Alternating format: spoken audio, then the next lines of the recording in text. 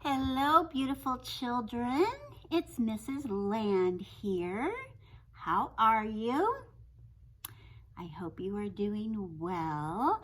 I have a fantastic story for you today. It's called The Wretched Stone, and it's written and illustrated by Chris Van Allsburg.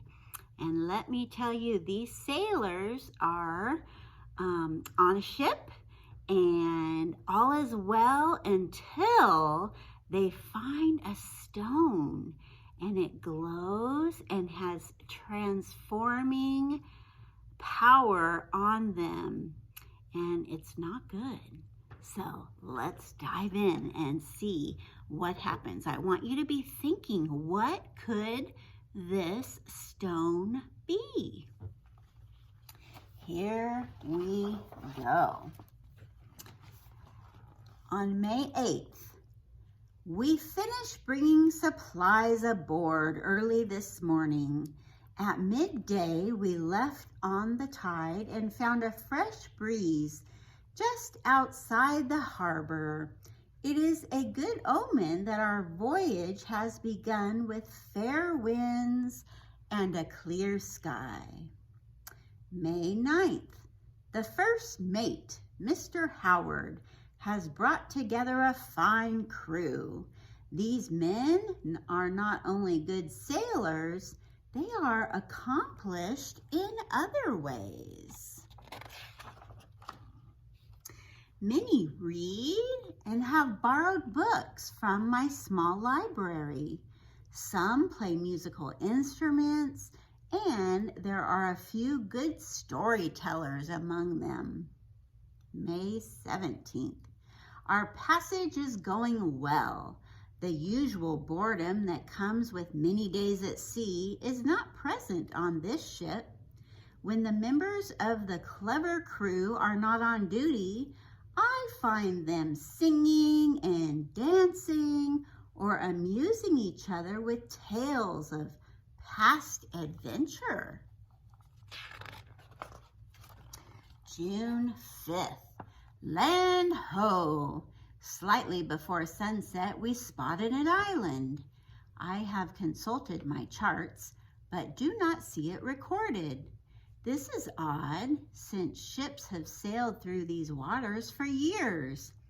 Apparently, they have all missed this small place.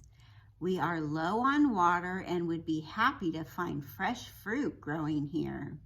Tomorrow, I will take some men ashore and look about. June 6th. I have just returned from the island. It is strange indeed. The vegetation is lush, but not a single plant bears fruit.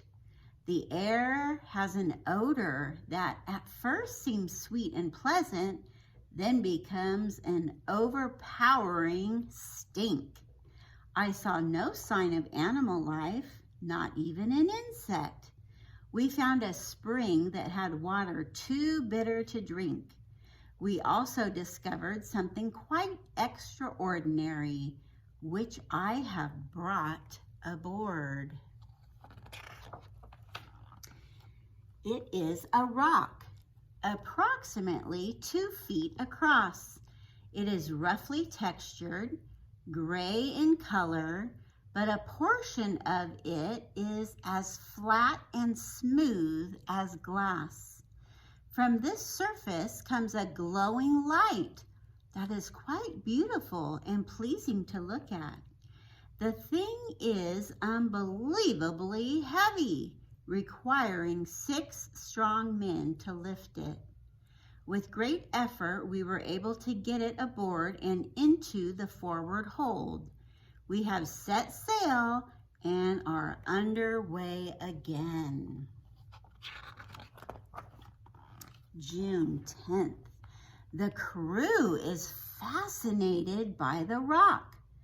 When not needed on deck, they are down below, gazing in silence at the peculiar light it gives off. I missed the music and storytelling that had become part of our ship's life. The last few days had passed quite slowly. The men, however, seemed perfectly content. I am sure their interest in the stone will fade away soon. June 13th. Something is wrong with the crew. They rarely speak, and though they sing through the rigging more quickly than ever, they walk the decks in a clumsy, stooped-over fashion. Last night, I heard shrieks coming from the forward hold. I believe they have contracted some kind of fever that came on board with the stone. I told Mr. Howard that tomorrow I will have the thing thrown overboard.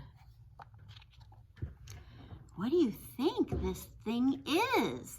It's a stone, and it has a face as smooth as glass, and light is coming through it. And it's making the men, the sailors, sick. They're not singing or dancing. They have fevers.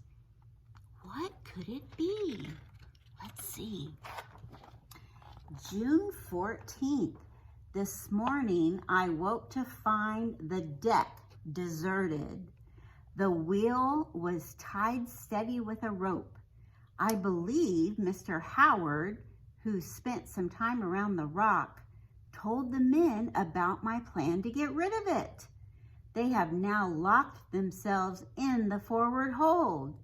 They apparently believe in their feverish state that I can sail this boat alone while they sit around that wretched stone. June 15th. We are in grave danger. A powerful storm is headed this way. All morning long, the wind has grown steadily stronger. The sky is filled with dark clouds. I am unable to shorten the sails by myself. With this much canvas up, we will surely be blown over and sink when the full force of the storm arrives. I am going forward again to try to get the crew to work. All of our lives depend on it. This is, I am sure, my last entry. What I have just seen is so horrifying, I can barely have the strength to write it down. After I pounded at the door to the forward hatch, it finally swung open. But it was not a man who opened the door, it was an ape. The whole crew was turned into hairy beasts. They just sat there, grinning at that terrible rock. They don't understand a word I say. We are doomed. Wow. June 16th. Oh, the storm has passed.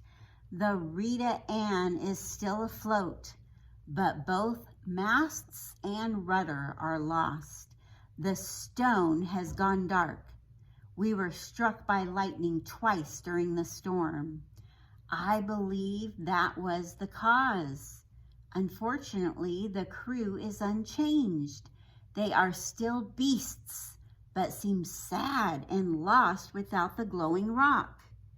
I have moved them back to their quarters. We have food for 2 weeks.